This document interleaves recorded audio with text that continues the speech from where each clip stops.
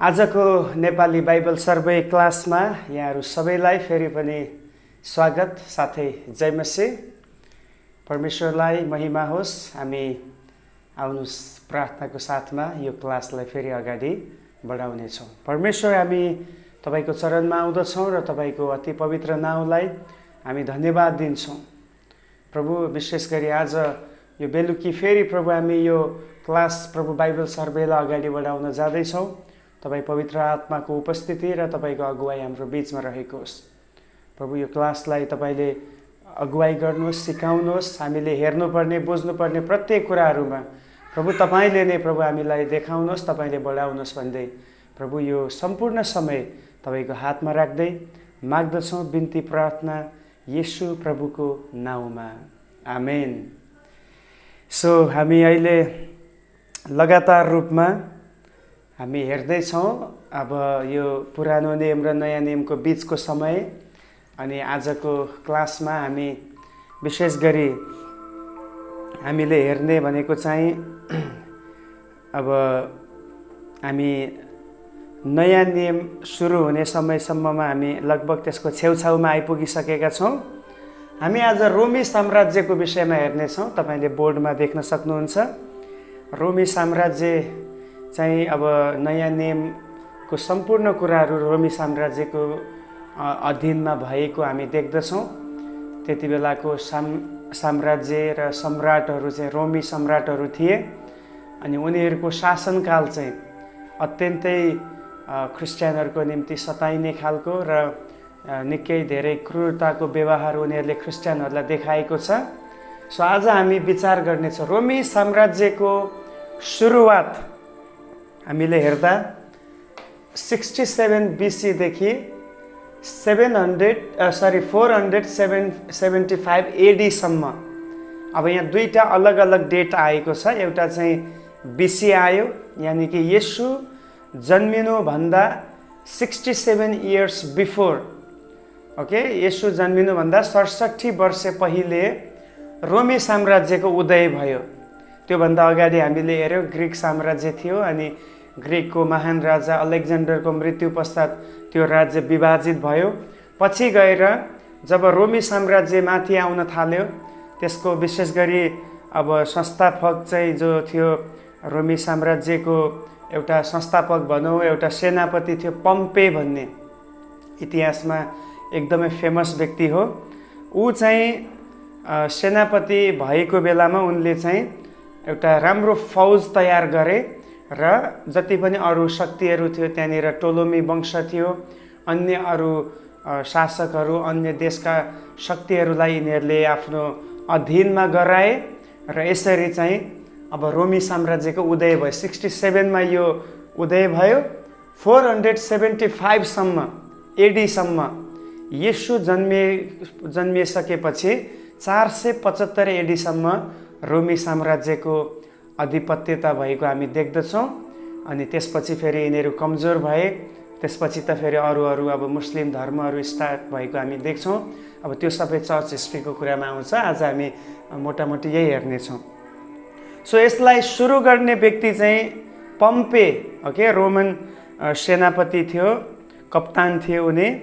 अनि उनले चाहिँ पम्पेले चाहिँ के गर्यो भन्दाखेरि अब यहुदीहरूलाई पनि जित्नको निम्ति या यहुदीहरूको मन आफ्नो अधीन गर्नको निम्ति, उनीहरूको धार्मिक कुरामा हस्तक्षेप गर्नको निम्ति चाहिँ इदोमी वंशको, एदोमी होइन, इदोमी वंशको एन्टिपाटेर भन्ने व्यक्तिलाई चाहिँ इजरायलमा राज्यपाल बनाइदियो। ओके, अब हामी नेक्स्टमा हेर्दै जानेछौँ सबै त्यो राजाहरू को थिए, को राज्यपाल थिए, त्यो हामी सबै हेर्नेछौँ। सो एन्टिपाटेरलाई इजरायलको राज्यपाल बनायो। अनि एन्टिपाटेरबाट नै हेरोदी वंशको पनि के भएको छ, सुरुवात भएको हामी पाउँदछौँ। भने अब बाइबलमा दानियलको पुस्तकमा अलरेडी हामीले त्यो हेरिसकेका छौँ। दानियलको पुस्तकमा आउँदाखेरि जति पनि दानियल अगमवक्ताले देखेका दर्शनहरू थियो, त्यो दर्शनहरू चाहिँ एकपछि अर्को एकदमै सिस्टमेटिकल्ली सबै कुरा पुरा भएको हामी देख्दछौँ। परमेश्वरको वचन चाहिँ कहिले पनि टल्दैन, यो चाहिँ जहिले पनि पुरा हुन्छ, यसले चाहिँ समयमा काम गर्छ भन्ने कुरालाई हामी के गर्न सक्छौँ, देख्न सक्दछौँ। दानिएलले देखेको दर्शनमा यही थियो। फेरि म एकचोटि रिभाइज गर्दैछु। पहिलो चाहिँ उनले बेबिलोन साम्राज्यलाई देखे। बेबिलोन साम्राज्य एकदमै शक्तिशाली थियो। दानिएल आफै पनि बेबिलोन साम्राज्यको अधीनमा थियो, त्यस देशमा लगिएको थियो। अनि पछि गएर चाहिँ मादी फारस, खास गरी फारस साम्राज्यले बेबिलोनलाई हरायो। त्यसपछि फारस साम्राज्य अस्तित्वमा रह्यो। फारस साम्राज्य अघि बढ्दै जाँदा हामीले हेऱ्यौँ, पछि गएर ग्रिक साम्राज्यले फारस साम्राज्यलाई पनि के गर्यो, आफ्नो अधीनमा गर्यो र फारस पनि पतन भएर गयो। अनि त्यसपछि ग्रिक साम्राज्य केही वर्ष निकै माथि पुग्यो, किन अलेक्जेन्डरले निकै त्यसमा साहसिलो भएर एकदमै उनले सेनाहरूलाई भेला गरेर युद्धहरूमा उनले विजय हासिल गरे। तर अन्तमा छोटो समय, लगभग उनको शासनकालको 10 वर्षमा नै उनको मृत्यु हुन्छ। त्यसपछि ग्रिक साम्राज्य 4वटा हिस्सामा बाँटियो। अनि त्यसमा चाहिँ 4वटा हिस्सामध्ये 2टा चाहिँ मुख्य थियो। त्यो 2टाको मुनि अरू 2टा पनि आउँदथे। त्यो 2टाको नाम हो टोलोमी वंश र सिलुकिड वंश। हामीले गएको क्लासमा त्यही हेर्दै थियौँ। अनि यो अगाडि बढ्दै थियो। बारम्बार सिलुकिड र टोलोमी वंशको बिचमा चाहिँ युद्ध भइरहन्थ्यो। 5 चोटि त युद्ध भयो। अनि अन्तिममा टोलोमीले सिलुकिडलाई हरायो। सिलुकिड चाहिँ कमजोर हुँदै गयो, कारण सिलुकिडमा भएको शासकहरू अत्यन्तै दुष्ट थिए। अत्यन्तै उनीहरूले यहुदीहरूलाई पनि सताए। अनि त्यही समयमा त्यो यहुदीहरूलाई सताउने, उनीहरूको धार्मिक कुरामा हस्तक्षेप गर्ने समूहहरूको विरोधमा यहुदाबाट पनि अब एउटा टिम खडा भयो, एउटा मुभमेन्ट सुरु भयो। त्यो हो मकाबी युद्ध। मकाबीहरूले युद्ध सुरु गरे। अनि त्यसमा चाहिँ उनीहरूले युद्ध गर्दै जाँदाखेरि अन्तिममा उनीहरूले चाहिँ डेमेट्रियस दोस्रो भन्ने राजाको समयमा उनीहरूले स्वतन्त्रता हासिल गरे। धार्मिक क्षेत्रमा उनीहरूले आफूले चाहे अनुसारकै अब मन्दिरमा आराधनाका कुराहरू, बलिदानका कुराहरू, परमेश्वरको व्यवस्थाले माग गरेको वचनको प्र्याक्टिकल कुराहरू उनीहरूले गर्न पाउने स्वतन्त्रता पाए। यसरी अगाडि बढ्दै जाने क्रममा 67 BC-मा अब चाहिँ रोमी साम्राज्यको उदय हुन थाल्यो। अब एकदमै प्रबल भएको छैन रोमी साम्राज्य, बस स्टार्टिङ भयो। केही सानातिना युद्धहरू जिते, केही शासकहरूलाई उनीहरूले आफ्नो अधीनमा गर्न सफल भए। अनि यसरी चाहिँ हामी रोमी साम्राज्यको सुरुवात भएको हामी पाउँदछौँ। सो आजको क्लासमा हामी यो कोसिस गर्नेछौँ। यहाँ तपाईँले एउटा चार्ट देख्नुहुन्छ। अब यहाँ कतिवटा क्ल्यारिटी छैन भने अब सानो बोर्डमा सबै कुरा लेख्न पनि भ्याउँदैन, तर म एक्सप्लेन गर्नेछु। यो चार्ट हेर्दाखेरि तपाईँले एक्सप्लेन पनि सुन्नुहोला। अनि तपाईँले लेख्नुभयो भने उत्तम गर्नुहुन्छ, नोट बनाउनु भयो भने that is better. The better way of learning is also writing. Okay, लेख्नु पनि सिक्नेको एउटा उत्तम एउटा तरिका हो। अब यहाँ 3वटा कलम मैले बनाएको छु। यो 3वटा कलममा चाहिँ पहिलो चाहिँ सम्राटहरू। अब यो चाहिँ रोमी साम्राज्यमा भएका सम्राटहरू छन्। अब 67 BC-देखि नै सम्राटहरू थिएन, सेनापतिहरूले अगुवाई गर्दै थिए। सम्राट चाहिँ कहाँदेखि सुरु भयो भन्ने अनि कहाँसम्म छ बाइबलमा भएको सम्राटहरू त्यति हेर्नेछौँ। वास्तवमा 475 AD सम्मै सम्राटहरू थिए, तर अब त्यो सबै हामी हेर्दैनौँ, किनभने हामी त नयाँ नियम प्रकाशको पुस्तकसम्मको सम्राटहरूलाई मात्रै हेर्नेछौँ। त्यसपछिको कुराहरू फेरि चर्च हिस्ट्रीमा आउने कुरा हो। अनि प्रार्थना गर्नुहोस्। म पनि सोच्दैछु यदि प्रभुको अगुवाई भयो भने, अब लामो विषय हो, सम्भव छ छैन थाहा छैन। चर्च हिस्ट्री भन्ने एउटा लामो विषय, यो पनि मैले यसरी नै क्लास गर्ने सोच त बनाएको छु, तर लेट अस सी परमेश्वरको इच्छा के छ है। प्रार्थना चाहिँ जरुर गर्नु होला। अब पहिलोमा चाहिँ हामी देख्छौँ यहाँनिर सम्राटहरूको नामहरू, यानि कि नयाँ नियममा येशूको समयदेखि लिएर यता कसको समयसम्म, अन्तिम पुस्तक प्रकाशको पुस्तक प्रेरित यूहन्नाको समयसम्मका सम्राटहरूको विषयमा आज हामी हेर्नेछौँ। अनि त्यसपछि उनीहरूको समयकाल कहिलेदेखि कहिलेसम्म उनीहरूले शासन गरे, उनीहरूको समय अवधि हामी हेर्नेछौँ। अनि तेस्रोमा चाहिँ उनीहरूको समयमा के भएको थियो, बाइबलमा के रेकर्डेड छ त, के कुरा रेकर्ड छ। कतिवटा चाहिँ रेकर्ड छैन पनि, तर अब यहाँदेखि प्रकाशको पुस्तकसम्म आउँदाखेरि सिरियल वाइज मैले सम्राटहरूको नाम ल्याएको छु। आशा छ तपाईँ यो पहिलो पटक नै सिक्दै हुनुहुन्छ। यदि दोहोरिएको छ, पहिला पनि सिक्नुभएको छ भने पनि फेरि रिभाइज हुनेछ, तपाईँको लागि आशिष नै हुनेछ। पहिलो नयाँ नियममा भएको रोमी साम्राज्यको पहिलो सम्राटको नाम हो अगस्तस। अब यहाँ तपाईँले कैसर भन्ने पनि शब्द थप्न सक्नुहुन्छ। कैसर भन्नेको एक्चुअली त्यो चाहिँ टाइटल हो, जसरी फारो भनेको टाइटल हो। हाम्रो देशमा पहिला राज शासन हुँदा श्री 5 भनेर लगाइन्थ्यो अगाडि, त्यो टाइटल हो। त्यस्तै अब यहाँनिर कैसर भन्ने चाहिँ अब सबैलाई कैसर लाग्छ। Okay, Caesar Augustus, Caesar Tiberius, Caesar Gaius Caligula सबैलाई लाग्छ, तर उनीहरूको नाम चाहिँ मैले यहाँ ल्याउँदैछु। अगस्तस पहिलो सम्राट, एकदमै शक्तिशाली भएर देशलाई एकदमै उन्नतिमा लिएर गएको, व्यवस्थापन गरेको र एक किसिमले राम्रो सम्राट थियो। यानि कि नैतिक क्षेत्रमा है, मोरालिटीको कुरामा, एकअर्कालाई उनले गर्ने व्यवहारको कुरामा जति अरू सम्राटहरू मूर्ख थिए, क्रूर थिए, होइन, निर्दयी थिए, त्यस्तो प्रकारको थिएन। ऊ चाहिँ अलिकति काइन्ड हार्ट भएको व्यक्ति नै थियो। उनको समयकाल चाहिँ 30 BC-देखि 14 AD-सम्म। 30 BC भनेको येशू जन्मिनुभन्दा 30 वर्ष पहिले उनले शासन सुरु गरे, अनि येशू जन्मिएको 14 वर्षसम्म, 14 AD-सम्म चाहिँ उनको शासनकाल थियो। ओके, अब उनको समयमा के भयो भन्दाखेरि उनी चाहिँ पहिलो सम्राट। उनले आफ्नो साम्राज्यलाई निकै बलियो बनाए, एकदम प्रोस्पर बनाए, विकासका कुराहरू निकै अगाडि बढाए। खास गरी रोमी साम्राज्यले चाहिँ गरेको मुख्य विकासको काममध्ये चाहिँ पहिलो के थियो भन्दा बाटो बनाए उनीहरूले। एकदमै पुरा विश्वलाई एकअर्कासँग कनेक्ट गर्ने बाटोहरू उनीहरूले बनाएको हामी पाउँदछौँ। अनि त्यो पनि सुसमाचार बढोत्तरीको लागि एकदमै ठुलो कारण भएको छ। हालेलुया। त्यसमा गलाती 4:4 येशू समयको पूर्णतामा उहाँ जन्म लिएर आउनुभयो भन्ने कुरा त्यहाँ गरिएको छ। प्रभुको इच्छा भएमा भोलिको दिनमा हामी त्यसलाई हेर्नेछौँ। रोमी साम्राज्यले के कुरालाई बढाएको थियो, के कुरामा अब त्यहाँनिर सुधार भएको थियो, के कुराहरू तयारी थियो येशूको निम्ति, हामी भोलि या पर्सिको क्लासमा हेर्ने नै छौँ। सो एकदमै बलियो भयो साम्राज्य, विकासको कुराहरू भयो। अब एउटा समस्या चाहिँ उनी एउटा असल भएको कारणले मान्छेहरूले उनलाई नै पूजा गर्न थाले। सम्राट पूजा एकदमै प्रचलित भयो त्यो बेलामा। अब राजाहरूलाई अक्सर ईश्वरको दर्जामा राखिन्छ। अब नेपालमा पनि राजालाई विष्णुको अवतार मानिन्थ्यो। त्यसकारण राजाको खिलाफमा कसैले बोल्न मिल्दैन थियो।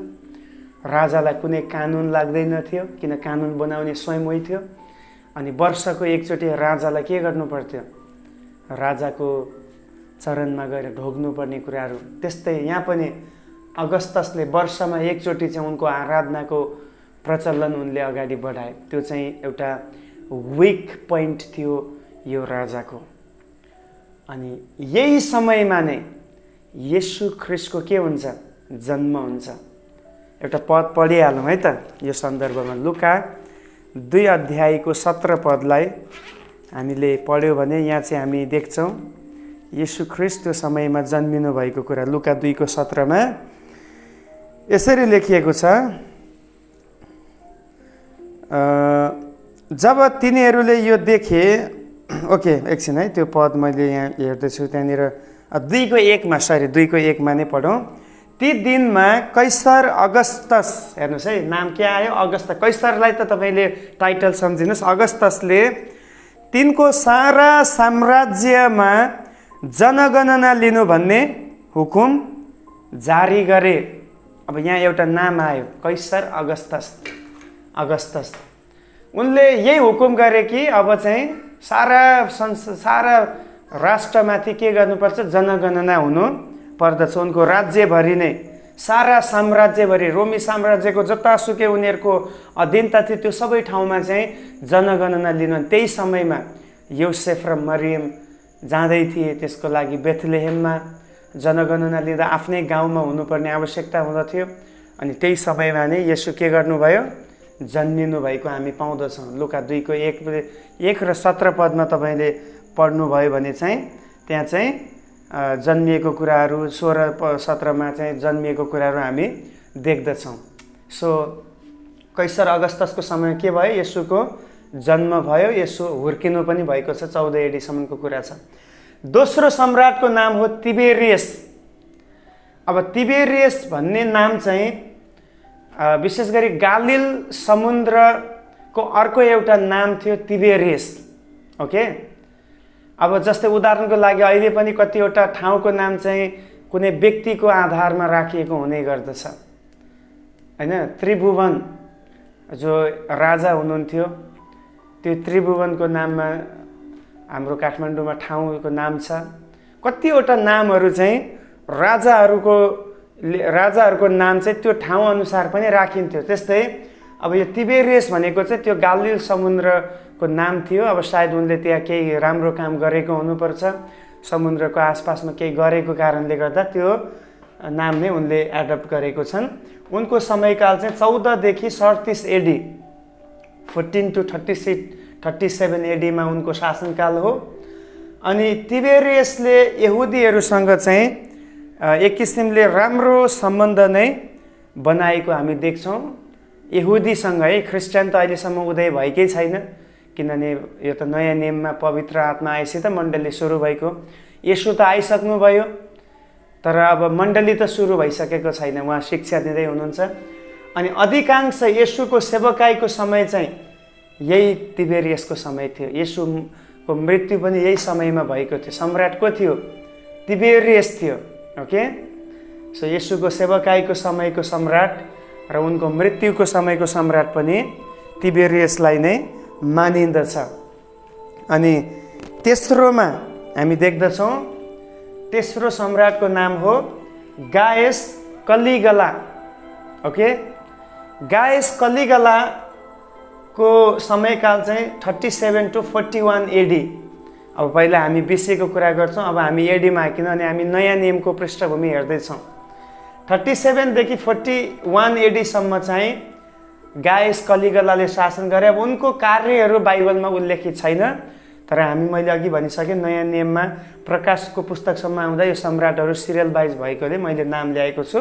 उनको बारेमा हामी पाउँदैनौँ हैन, बाइबलमा घटना छैन। चौथो सम्राट क्लाउडियस, कैसर क्लाउडियस हुन्। उनको समयकाल 41 to 54 एडी, 41 देखि 54 एडी। अब 41 देखि 54 एडीमा चाहिँ उनको समयमा चाहिँ एउटा चाहिँ अनिकाल आएको छ, परेको छ। पुरा अनिकाल परेको कारणले त्यो समय पावल विभिन्न ठाउँमा सेवकाई गर्न जाँदा उनले फेरि त्यहाँनिर चाहिँ भेटीहरू उठाएर यरुसलेमको मण्डलीमा पठाउने कुराहरू गरेको।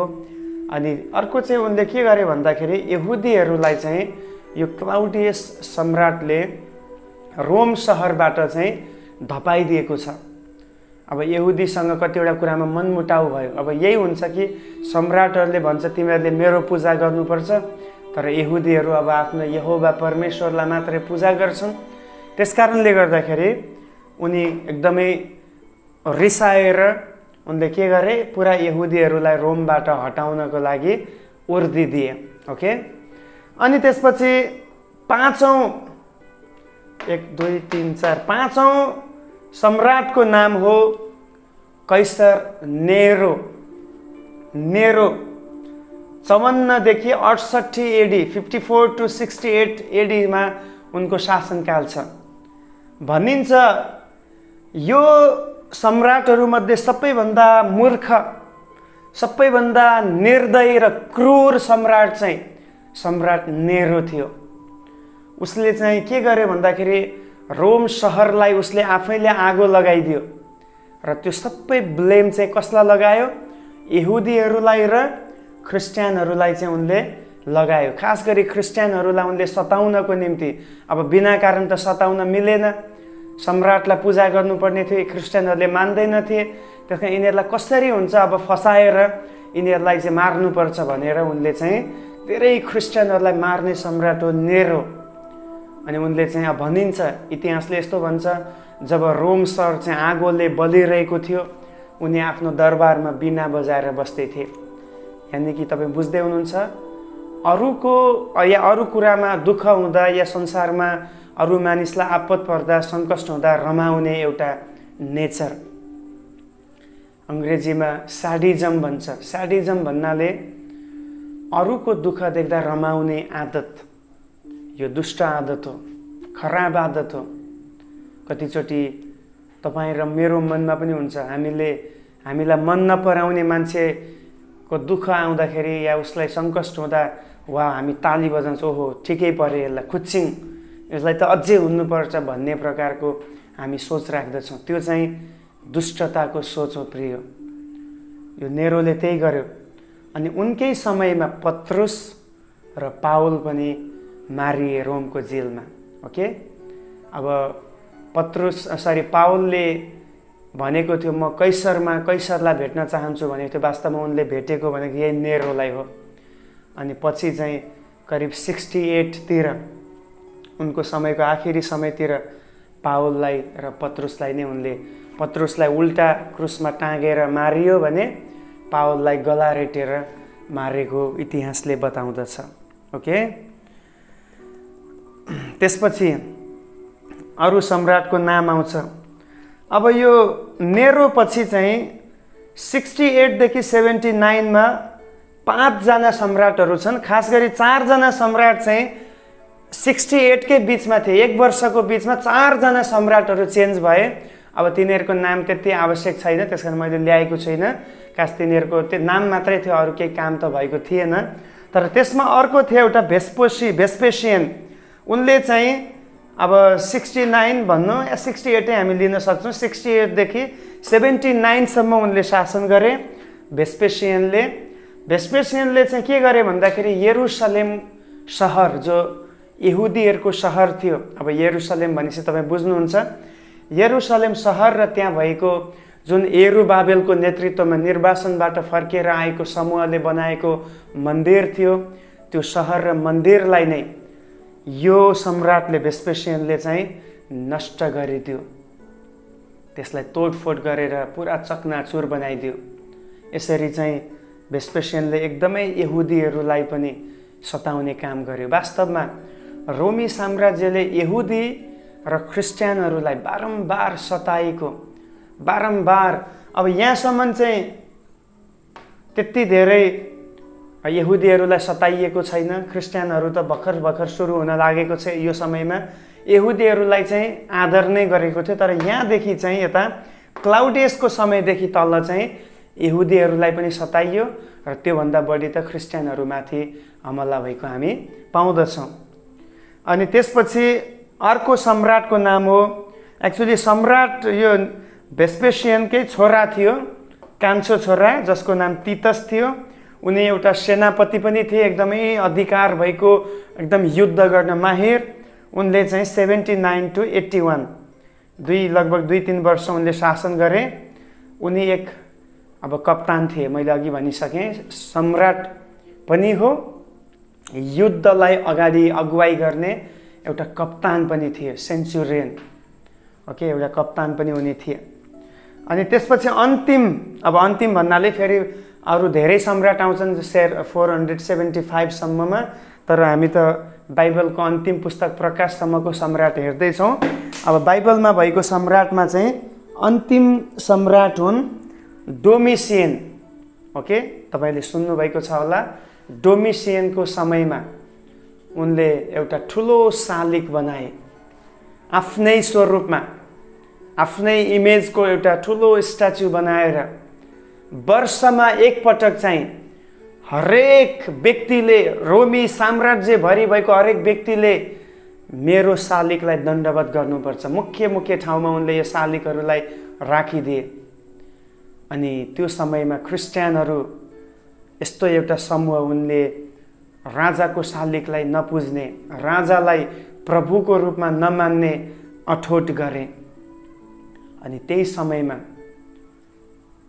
यहाँनिर क्रिस्चियनहरूमाथि एकदमै चर्को सतावट आएको हामी देख्छौँ। उनले गरेको शासनकाल 81 to 96, 81देखि 96 एडीसम्म उनको समयकाल थियो।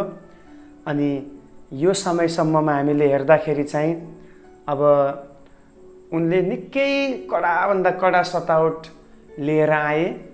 अनि त्यो बेलामा चाहिँ क्रिस्चियनहरू धेरै बलिदान भए, धेरै शहीद भए, जसमध्ये प्रेरित यूहन्ना पनि पर्दछन्। अब इतिहासले यही भन्छ, प्रेरित यूहन्नालाई चाहिँ उम्लिरहेको तेलमा, ठुलो कराईमा उम्लिरहेको तेलमा उनलाई हालियो। जब उनले सम्राटलाई पूजा गर्ने कुरालाई उनले इन्कार गरे अनि उनलाई त्यसरी हालियो मारिनको निम्ति। तर इतिहासले यही बताउँछ, परमेश्वरको महान प्रेमले यो उम्लिरहेको तेललाई पनि ठन्डा गराइदियो। प्रेज द लर्ड। हाम्रो परमेश्वरको प्रेमले हाम्रो अगाडि भएको हरेक सङ्घर्षहरूलाई, कठिनाइहरूलाई, कष्ट र क्लेश र सतावटहरूलाई सजिलैसित सामना गर्नलाई त्यो हिम्मत प्रदान गर्छ, जो चाहिँ यूहन्नाले पनि पाए। करिब 90 to 95 एडीको बिचमा यहाँनिर यूहन्नालाई त्यति धेरै चर्को सतावट दिएको थियो। अनि अन्तिममा उनी त्यसरी पनि नमरेपछि हामी प्रकाशको पुस्तकमा हेर्छौँ, 1 अध्यायको 9-10 पदमा देख्छौँ, उनी पत्मोस नामक टापुमा पुर्याइए। अब यो पत्मोस टापु भनेको चाहिँ एकदमै वाइल्ड एनिमल्सहरू, जङ्गली जानवरहरू भएको अनि खुङ्खार अपराधीहरूलाई लगेर राखिने ठाउँ थियो। त्यहाँ लगेर राखिसकेपछि उनीहरू भाग्न सक्दैन थियो, किनभने यो चाहिँ एउटा आइल्यान्ड थियो, एउटा टापु थियो। ओके, यो चाहिँ एउटा टापु भएको कारणले गर्दा उनलाई त्यहाँ लगेर राख्यो ताकि उनी भाग्न नसकोस्। अनि त्यो समयमा चाहिँ उनी लगभग 90 देखि 95 वर्षको उमेरमा उनको उमेर पनि पुगेको थियो। अत्यन्तै अरूबाट सेवा, अरूबाट आदर, अरूबाट केयरटेक हुनुपर्ने ठाउँमा उनी आफै आफ्नो जीविका चलाउनु पर्ने, आफै खाना पकाएर खानुपर्ने यस्तो अवस्थामा उनी पत्मोस नामक टापुमा पुर्याइए। तर उनको भित्र जुन प्रभुको प्रेम र प्रभुको शान्तिले उनलाई कभर गरेको थियो, त्यो कुरा चाहिँ उनको जीवनको लागि बलियो आधार बने अगाडि जिउनको लागि।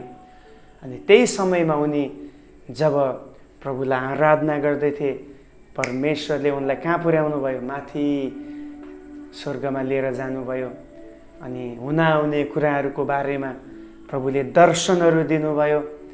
अनि भनिन्छ अन्तिममा चाहिँ अब डोमिसियन पछि अर्को एउटा राजा, एउटा सम्राट आउँछ, त्यसको नाम चाहिँ नेर्वा थियो।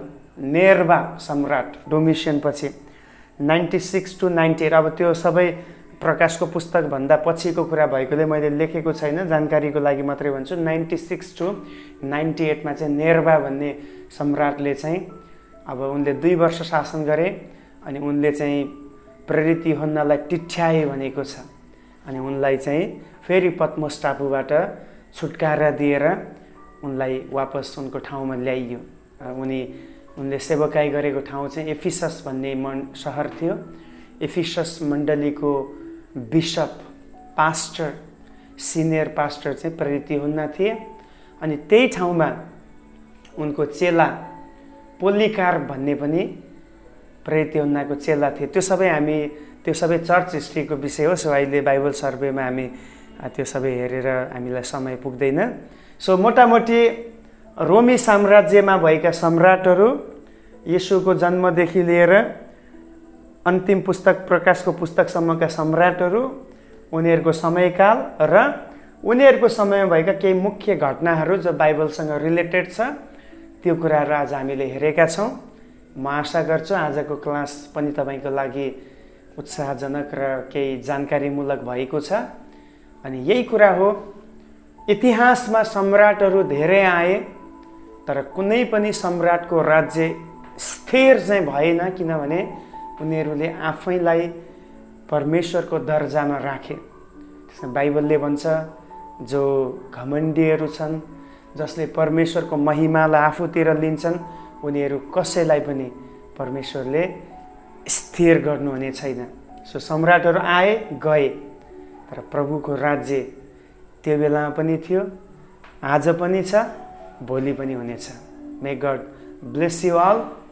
अनि भोलि हामी फेरि अर्को क्लासमा भेट्नेछौँ। जय मसीह।